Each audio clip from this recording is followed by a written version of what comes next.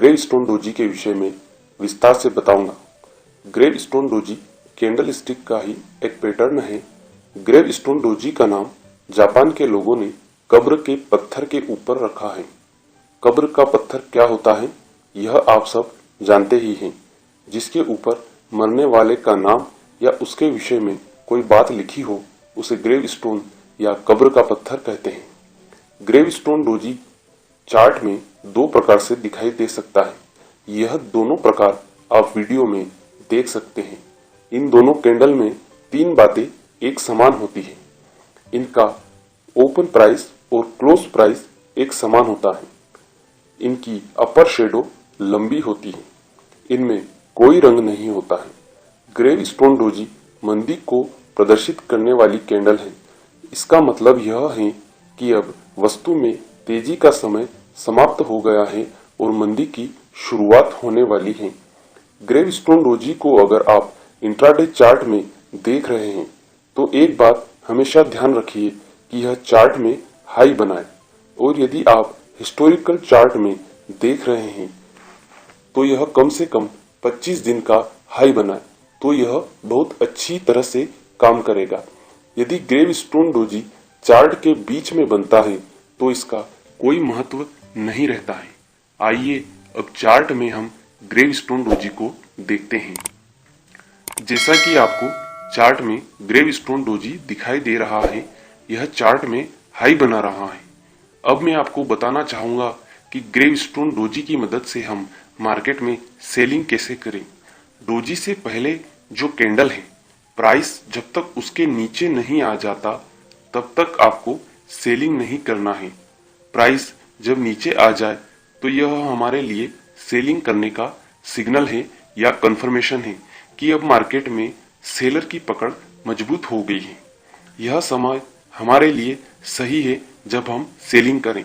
Selling करने के तुरंत बाद आपको ग्रेवस्टोन डोजी के हाई के ऊपर का स्टॉप लॉस लगाना है। अब आखिरी सवाल यह है कि हम प्रॉफिट कहां पर बुक करें। इसके लिए मैं आपको बताना चाहता हूं कि जब तक मार्केट में कोई ट्रेंड बदलने वाला सिग्नल नहीं बनता तब तक आपको प्रॉफिट बुक नहीं करना है। यदि आपको ट्रेंड बदलने वाला कोई सिग्नल दिख जाए तो आपको तुरंत प्रॉफिट बुक कर लेना चाहिए। तो दोस्तों, आज आपने ग्रेवस्टोन डोजी के विषय में संपूर्ण रूप से सीखा। यदि आपको वीडियो से जुड़ा हुआ कोई सवाल पूछना है तो आप कमेंट में जाकर पूछ सकते हैं। आपको ड्रैगन फ्लाई डोजी के विषय में विस्तार से बताऊंगा। Dragon fly doji candle stick का ही एक पैटर्न है। ड्रैगन फ्लाई डोजी का नाम जापान के लोगों ने ड्रैगन फ्लाई के नाम पर रखा है। यह एक प्रकार का छोटा उड़ने वाला कीड़ा होता है।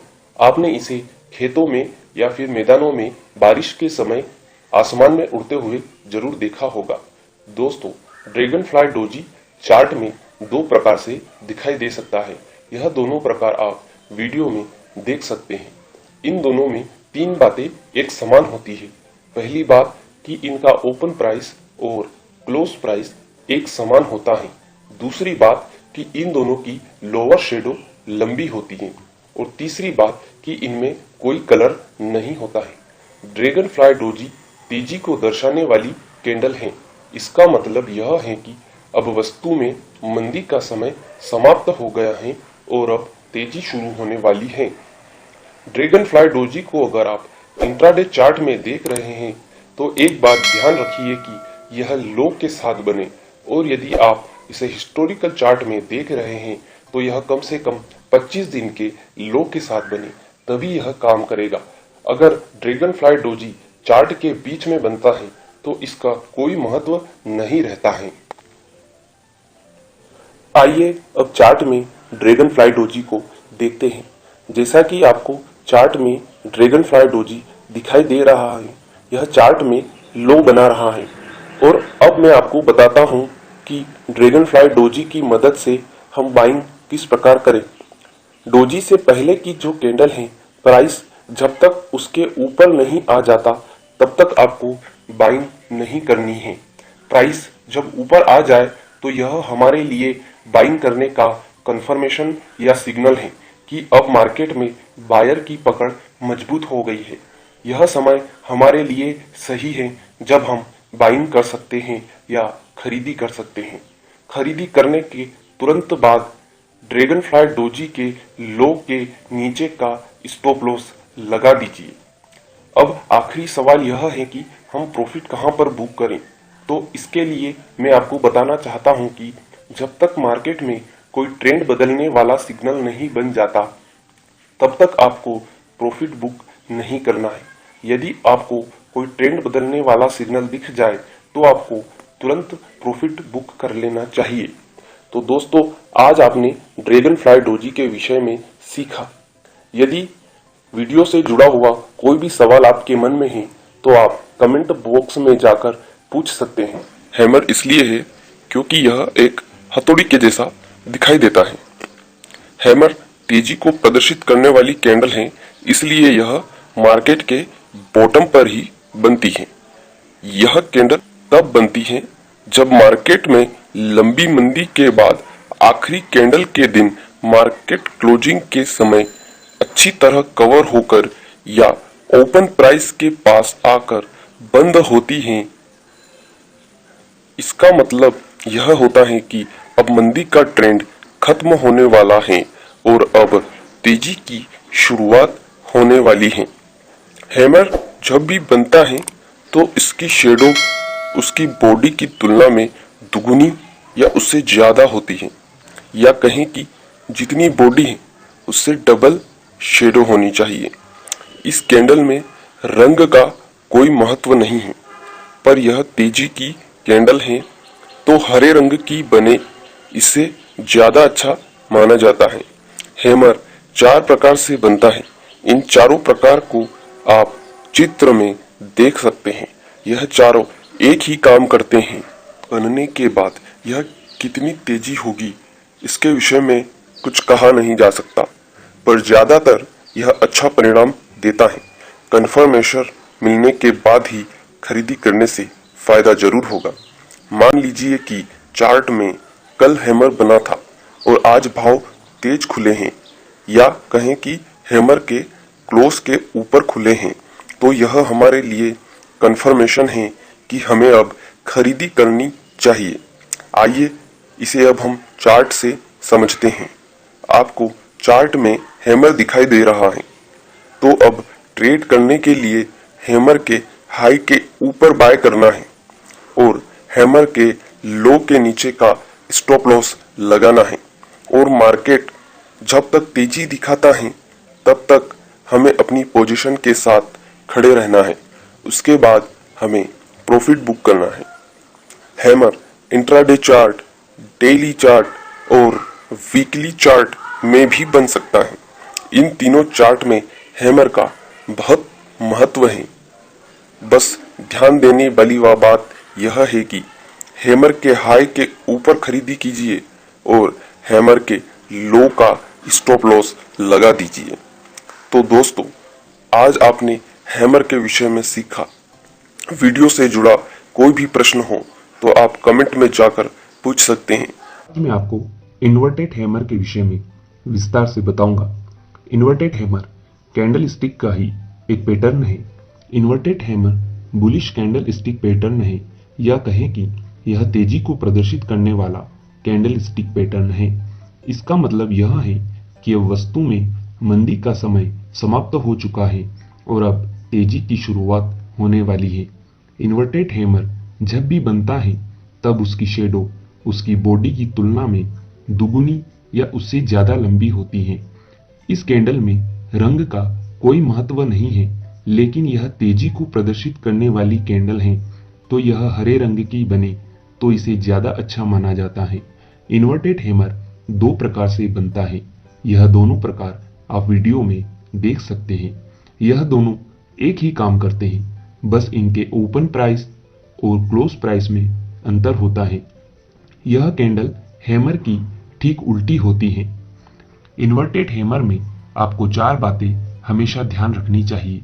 यह एक छोटी कैंडल होती है, इसकी लेवर शेडो नहीं होती है, और अगर होती भी है तो वह बहुत छोटी होती है। इसमें रंग का कोई महत्व नहीं है। यह हमेशा चार्ट के बॉटम पर बनती है, या कहें कि सबसे निचले स्तर पर बनती हैं।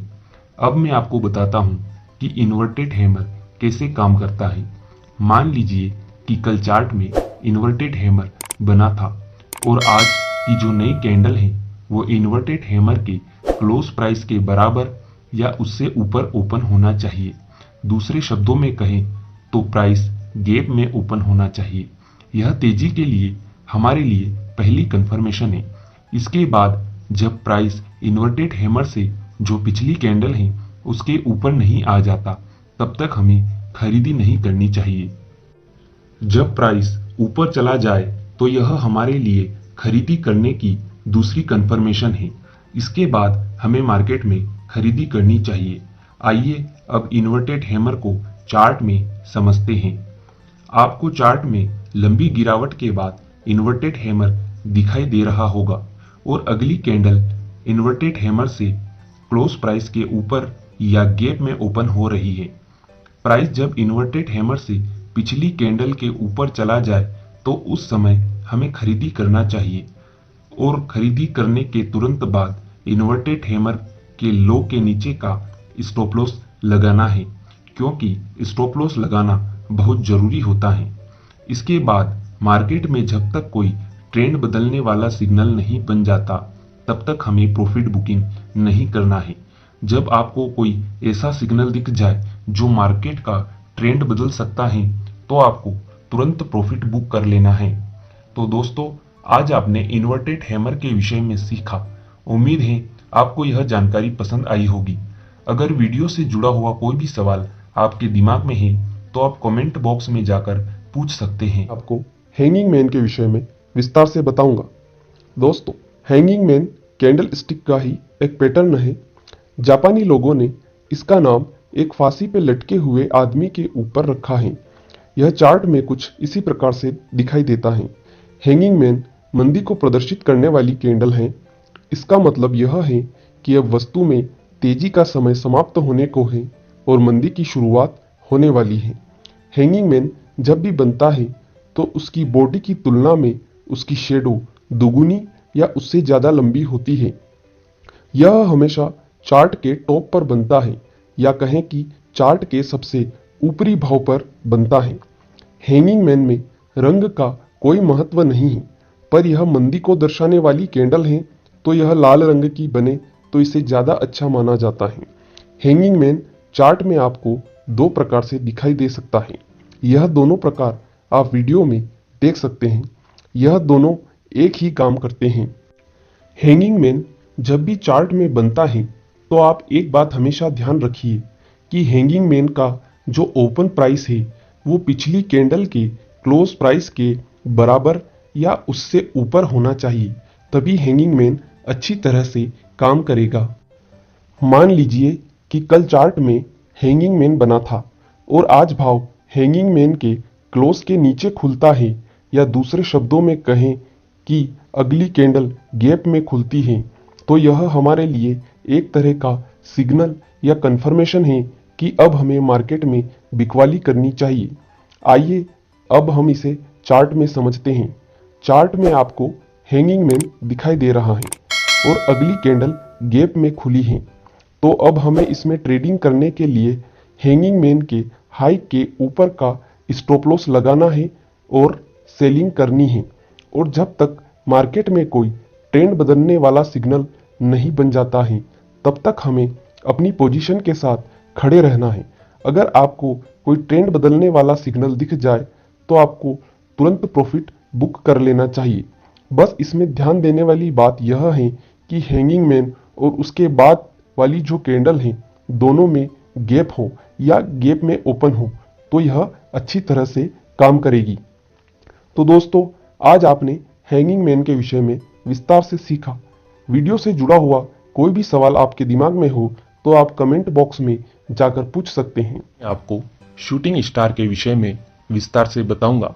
शूटिंग स्टार कैंडल स्टिक का ही एक पैटर्न है। शूटिंग स्टार आखिरी सिंगल कैंडल स्टिक पैटर्न है। इसके बाद जो कैंडल स्टिक पैटर्न आएंगे वो दो या उससे ज्यादा कैंडल से बनेंगे। शूटिंग स्टार का नाम जापान के लोगों ने एक टूटते हुए तारे के ऊपर रखा है। टूटता हुआ तारा आप सभी ने रात के समय जरूर देखा ही होगा। यह कैंडल स्टिक चार्ट में कुछ इसी प्रकार से दिखाई देता है। शूटिंग स्टार जब बनता है उस दिन वह अच्छी तेजी दिखाने के बाद ओपन प्राइस या लो के पास आकर बंद होता है, इसलिए इसे शूटिंग स्टार या टूटता हुआ तारा कहते हैं। शूटिंग स्टार चार्ट में सबसे ज्यादा दिखाई देने वाला कैंडल स्टिक पैटर्न है। यह इंट्राडे चार्ट में लगभग हर रोज दिखाई देता है। Shooting star bearish candle stick pattern है, या कहें कि यह मंदी को प्रदर्शित करने वाला कैंडल स्टिक पैटर्न है। इसका मतलब यह है कि अब वस्तु में तेजी का समय समाप्त हो गया है और अब मंदी की शुरुआत होने वाली है। शूटिंग स्टार हमेशा चार्ट के टॉप पर बनता है, या कहें कि यह चार्ट के सबसे ऊपरी स्तर पर बनता है। यह अधिकतर लंबी तेजी के बाद बनता है। शूटिंग स्टार के बनने के बाद मार्केट में मंदी की संभावना बढ़ जाती है। शूटिंग स्टार मार्केट में तेजी के ट्रेंड को पूरी तरह से खत्म कर देता है। शूटिंग स्टार जब भी बनता है तब उसकी शेडो उसकी बॉडी की तुलना में दुगुनी या उससे ज्यादा लंबी होनी चाहिए। अधिकतर ऐसा देखा गया है कि इसकी शेडो बहुत ज्यादा लंबी होती है। कभी कभी तो यह बॉडी की तुलना में लगभग 10 गुना तक ज्यादा लंबी हो सकती है। शूटिंग स्टार आपको चार्ट में कुछ 4 प्रकार से दिखाई दे सकता है। यह चारों प्रकार आप वीडियो में देख सकते हैं। यह चारों एक ही काम करते हैं। शूटिंग स्टार में रंग का कोई महत्व नहीं है, लेकिन यह मंदी को प्रदर्शित करने वाली कैंडल है, तो यह लाल रंग की बने तो इसे ज्यादा अच्छी तरह से काम करेगी और लंबी मंदी के संकेत के लिए यह अच्छी रहेगी। Shooting star intraday chart, daily chart और वीकली चार्ट में भी बहुत अच्छी तरह से काम करता है। अगर आप इंट्राडे ट्रेडर हैं तो शूटिंग स्टार को 1 मिनट, 5 मिनट और 15 मिनट की टाइम फ्रेम में देखिए, तो इससे आप ज्यादा अच्छी तरह से मुनाफा कमा सकते हैं। और अगर आप पोजिशनल ट्रेडर हैं तो आप इसे डेली चार्ट और वीकली चार्ट में देखिए, तो आप इससे ज्यादा अच्छी तरह से मुनाफा कमा सकते हैं।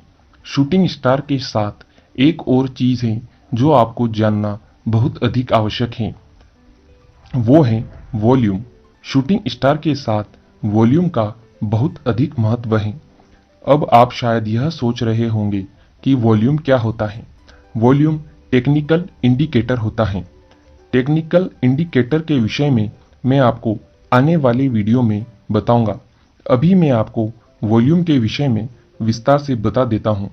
बाजार में एक दिन में या एक कैंडल के दरमियान जो खरीदी और बिक्री होती है, उसके आधार पर अब तक कितनी ट्रेडिंग हुई है वह वॉल्यूम के आधार पर हम जान सकते हैं। या सरल शब्दों में कहें तो जब कोई कैंडल बनती है तो उसमें जितनी ट्रेडिंग होती है, या कहें कि जितनी खरीदी या बिक्री होती है, उसके सूचक को वॉल्यूम कहते हैं। मैं आपको वॉल्यूम के सूचक को चार्ट में दिखाता हूं। यह जो चार्ट में आप लाल और हरे डंडे देख रहे हैं, यह वॉल्यूम का सूचक कहते हैं। यह प्रत्येक कैंडल का वॉल्यूम दर्शाते हैं। इसे आप अपने ट्रेडिंग सॉफ्टवेयर में भी देख सकते हैं। अब मैं आपको बताता हूं कि शूटिंग स्टार के साथ वॉल्यूम का क्या महत्व है। तो ध्यान दीजिए, जब शूटिंग स्टार बने तो उसका वॉल्यूम बहुत अधिक होना चाहिए। जब वॉल्यूम अधिक मात्रा में होगा तो शूटिंग स्टार बहुत अच्छी तरह से काम करेगा। अब मैं आपको समझाता हूं कि शूटिंग स्टार कैसे काम करता है। शूटिंग स्टार जब चार्ट में बनता है तो उससे जो पिछली कैंडल है वह उससे गैप अप ओपन होना चाहिए। तो मान लीजिए कि कल चार्ट में शूटिंग स्टार बना था और आज की जो नई कैंडल है वो शूटिंग स्टार के क्लोज प्राइस के बराबर या उससे नीचे ओपन होना चाहिए, या कहें कि गैप डाउन ओपन होना चाहिए। इसके बाद शूटिंग स्टार का जो वॉल्यूम है वो शूटिंग स्टार से जो पिछली कैंडल है उसके वॉल्यूम से ज्यादा होना चाहिए। शूटिंग स्टार के बाद जो कैंडल है उसका वॉल्यूम शूटिंग स्टार के बराबर या उससे ज़्यादा होना चाहिए। यह बहुत अच्छी तरह से मंदी का संकेत होगा। अब सेलिंग करने के लिए हमें यह देखना है कि जब प्राइस शूटिंग स्टार से जो पिछली कैंडल है, प्राइस जब तक उसके नीचे नहीं चला जाता तब तक हमें मार्केट में सेलिंग नहीं करना है और शूटिंग स्टार के हाई के ऊपर का स्टॉप लॉस लगाना है। शूटिंग स्टार में कुछ बातें हमेशा ध्यान रखनी चाहिए। नंबर 1, यह एक लंबी शेडो वाली कैंडल होती है। नंबर 2, इसमें रंग का कोई महत्व नहीं होता है। नंबर 3, यह गैप में ओपन होना चाहिए। नंबर 4, इसमें वॉल्यूम का बहुत अधिक महत्व होता है। आइए अब मैं आपको शूटिंग स्टार को चार्ट में समझाता हूँ। आपको लंबी तेजी के बाद चार्ट में टॉप पर शूटिंग स्टार दिखाई दे रहा होगा और अगली कैंडल जो है वो शूटिंग स्टार के क्लोज प्राइस के नीचे ओपन हो रही है या कहें कि गैप डाउन ओपन हुई है और शूटिंग स्टार का जो वॉल्यूम है वो भी बहुत अच्छा है और अगली कैंडल का वॉल्यूम शूटिंग स्टार के वॉल्यूम से ज़्यादा है। तो यह हमारे लिए लंबी मंदी के लिए पहली कंफर्मेशन हो चुकी है। और जब प्राइस शूटिंग स्टार से जो पिछली कैंडल है उसके नीचे नहीं आ जाता तब तक हमें सेलिंग नहीं करना है। जब प्राइस नीचे आ जाए तो हमें तुरंत सेलिंग करके शूटिंग स्टार के हाई के ऊपर का स्टॉप लॉस लगाना है, क्योंकि स्टॉप लॉस लगाना बहुत ज़रूरी होता है। इसके बाद मार्केट में जब तक कोई ट्रेंड बदलने वाला सिग्नल नहीं बन जाता तब तक हमें प्रॉफिट बुक नहीं करना है। जब आपको कोई ऐसा सिग्नल दिख जाए जो मार्केट का ट्रेंड बदल सकता है तो आपको तुरंत प्रॉफिट बुक करना है। तो दोस्तों, आज आपने शूटिंग स्टार के विषय में विस्तार से सीखा। उम्मीद है आपको यह जानकारी पसंद आई होगी।